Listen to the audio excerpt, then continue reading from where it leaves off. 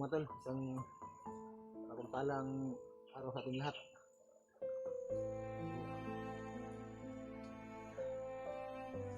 Sa haba ng aming paglalakbay mga tol,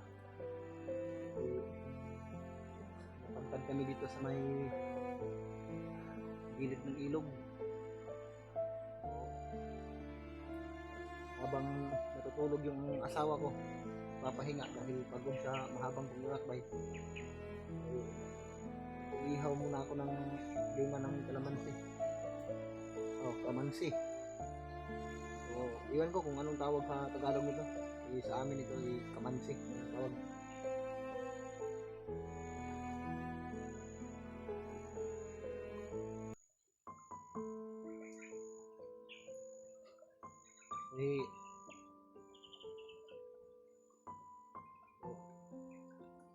Palagay ko mga tol ay malapit na siguro kaming makalabas.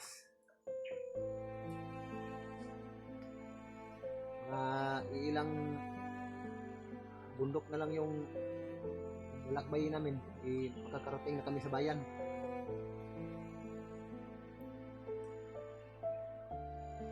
So, mga 6 na oras siguro kagabi yung paglalakbay namin.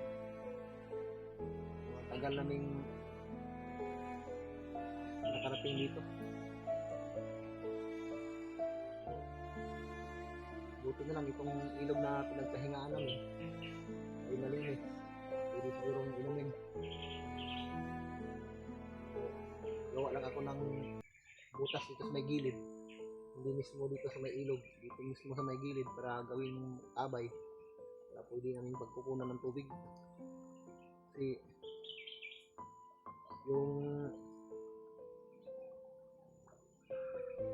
tinapay kong dala mga tol ay naubos na.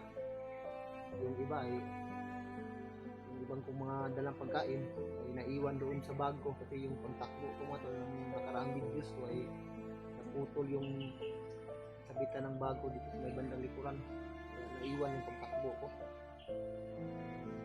Inambos ako mag-isa.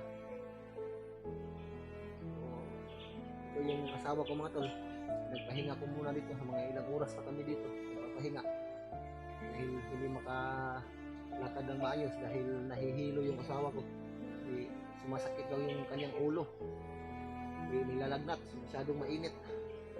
Hanap ako dito ng hindi mapagsilungan. Kaso kung uulan ay hindi kami agad mabasa. Mga malaking ano naman dito, dahon ng badyang at saka badyang nga. Kaso uulan, pwede naman itong pamisangga sa ulan.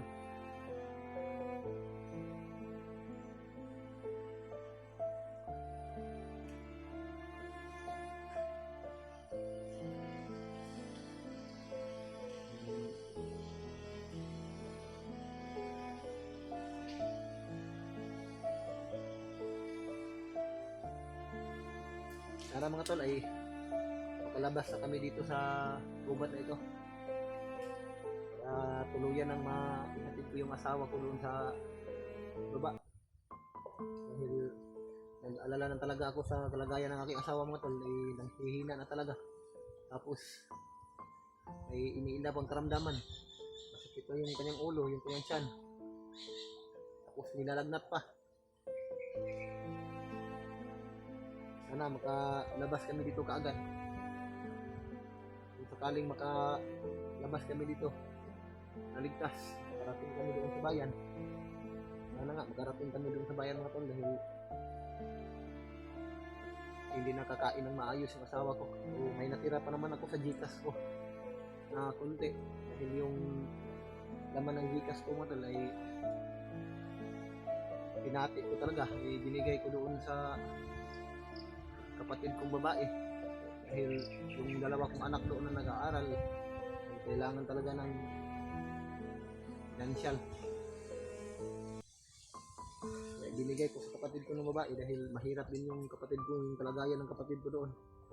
Kaya nag-abot ako ng pera para may magamit yung mga bata ko doon. May natira naman ako dito. Sana baba kami dito. Kabili kami ng pagkain kung makalabas kami sa ubat na ito mga tol. Sana makarating kami sa nayon.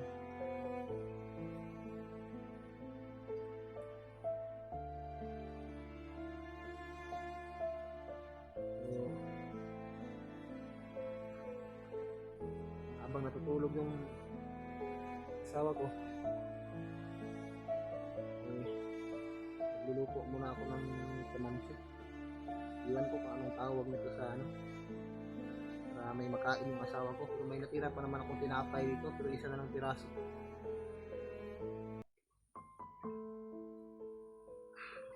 Grabe, sobrang init.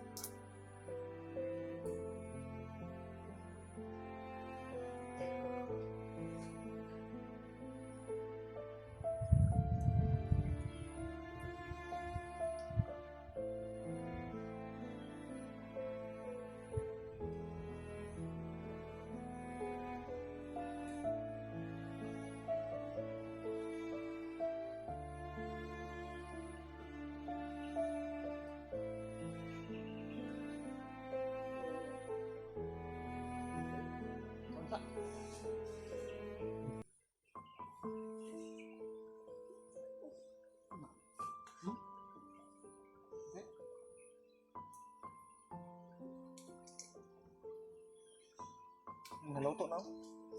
Pansa, sumasaglan na yung tiyan.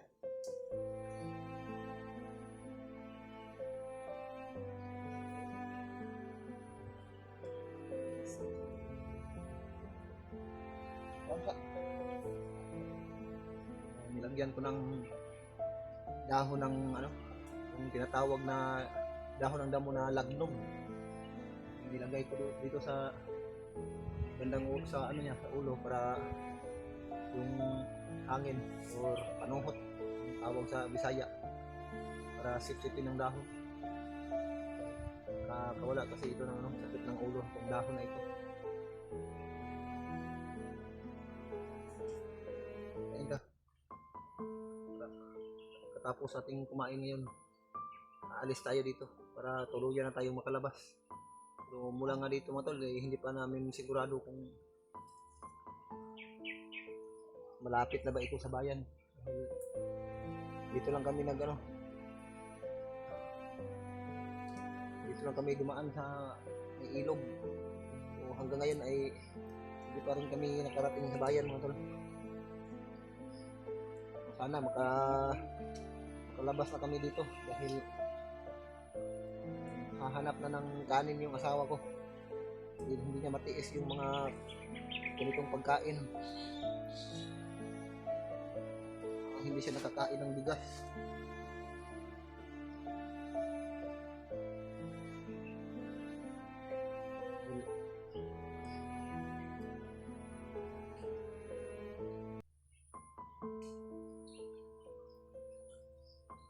Namiss niya lang kumain ng bigas mga tol. Bali na, para may laman lang tiyan.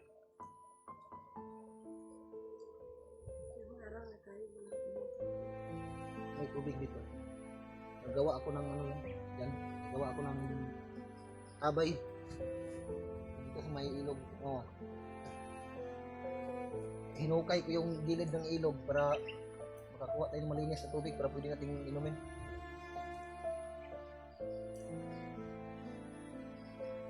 Kain ko na. Huwag mong isipin yung mga nangyayari.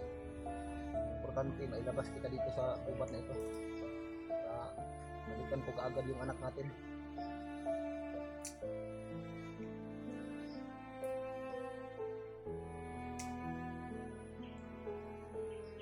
Bilisan mo pagkain para makaalis na tayo. Baka maabutan tayo dito. Init na. Yung buto ng kamansi mga tol, sinalag ko sa apoy para maluto. Para pwedeng kainin.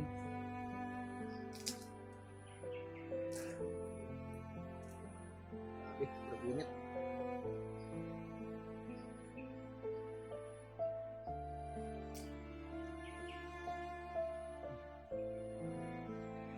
Bilisan mo yung pagkain kung kaalis na tayo. Ilagay mo sa bulsa kung hindi maubos.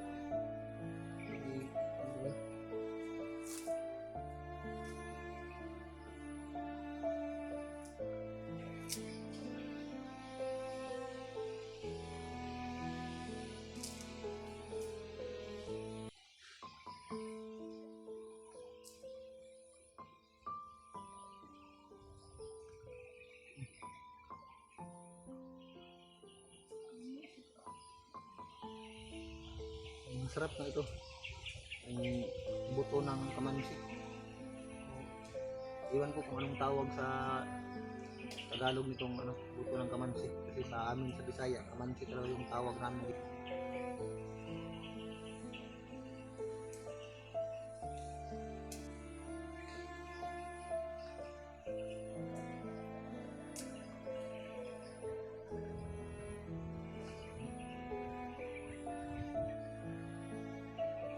Masarap, parang pagkamuti.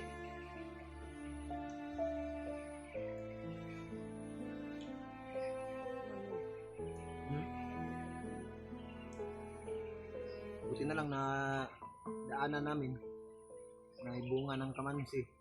So hindi to kalamansi ha, kamansi. Yung tawag sa amin. Kung sa nakakaalam nito.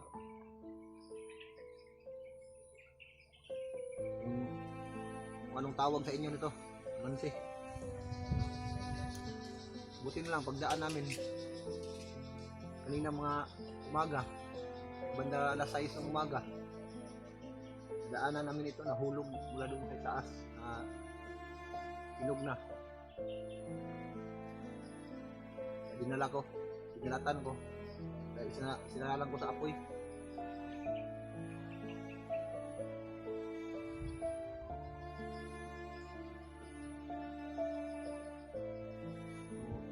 Kagabi mga tol ay hahanap na talaga ng kanin yung asawa ko. Wala kaming magawa, nandito pa kami sa bundok. Maliban na lang siguro kung makalabas kami dito, makarating kami sa nayon para makabili kami ng pagkain. So, problema lang, wala na talaga ako matol, naubos na talaga yung ano ko. ay yung pera ko ay binigay ko talaga doon sa dalawa kong anak na nag-aaral. Punta ko dito sa bundok, nakabili ako ng pagkain ng konti. Yun, ang nakain ng asawa ko. Nakain namin, tapos naubos na. Kung may, ano ko may ano ko na dito, pinapay isa. Kainin mo. So, ito na lang yung natira. Kainin mo yan, kainin mo, pinakainin mo. Pinagat ako ng langgam. Liig.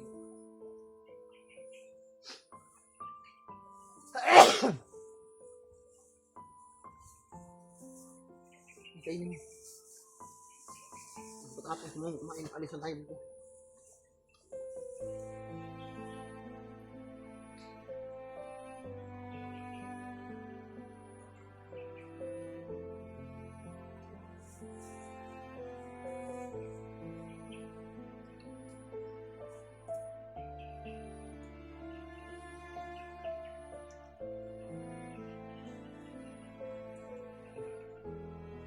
Ito yung ano, ulo mo.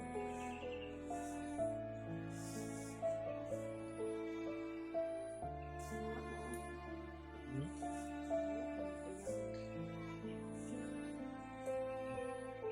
Hawakan mo muna.